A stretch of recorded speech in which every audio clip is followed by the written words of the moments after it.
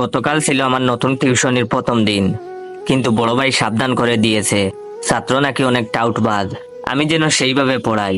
তো আমি প্রথম দিন টিউশনিতে গেলাম, গিয়ে ছাত্রকে জিজ্ঞাসা করলাম তোমার নাম কি। তখন সে বলল, স্যার আমার নাম ফটিক, কিন্তু আমার স্কুলের বন্ধুরা আমাকে আদর করে ফটকাবাজ বলে ডাকে। ছাত্রের মুখ থেকে এই কথা শোনায় বুঝতে পারছিলাম ছাত্র আমার 1 নম্বরের টাউটার। আমিও কম যায় না। আমি আমার ছাত্রকে বললাম, শোনো ফটিক, আমি খুব রাগী একটা মানুষ, তোমার মতো অনেক ফটকাবাজ ছেলেদের আমি পিটিয়ে মানুষ করেছি, তাই আমার সাথে কোনো চালাকি করবে না, প্রতিদিনের পড়া প্রতিদিনই শেষ করতে হবে। তখন ছাত্র আমার মুখের দিকে তাকিয়ে বলল, আমি কি আপনাকে স্যার বলে ডাকবো নাকি দুলাভাই বলে ডাকবো? তখন আমি বললাম, দুলাভাই বলে ডাকবে মানে? ফাজলামি করো, স্যার বলে ডাকবে।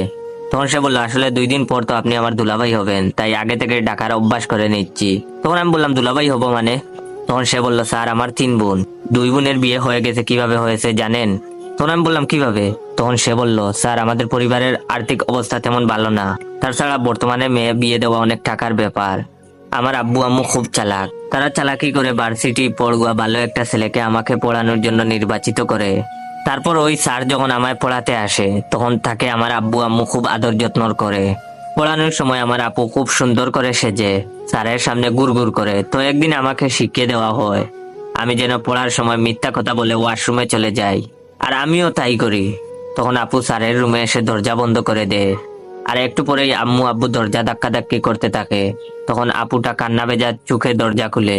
তারপর আব্বু আম্মু জোর করে ওই স্যারের সাথে আপুকে বিয়ে করিয়ে দেয়।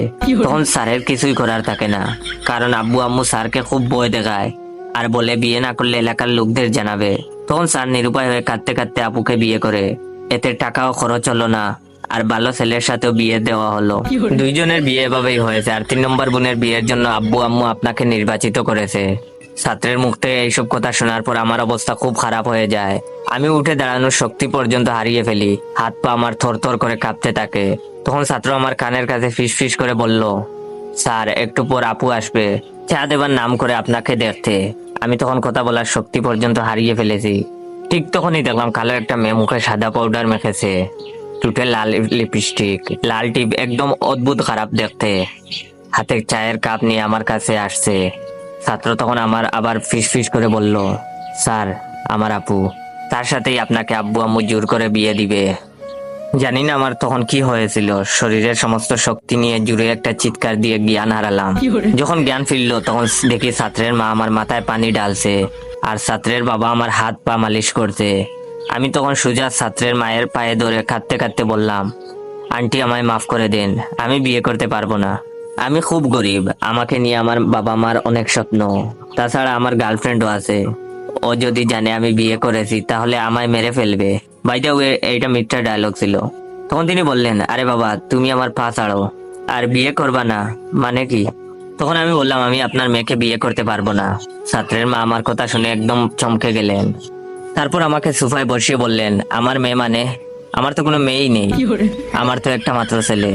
তখন আমি বললাম, তাহলে ওই মেয়েটাকে? তখন তিনি বললেন, আমাদের বাসার কাজের মেয়ে।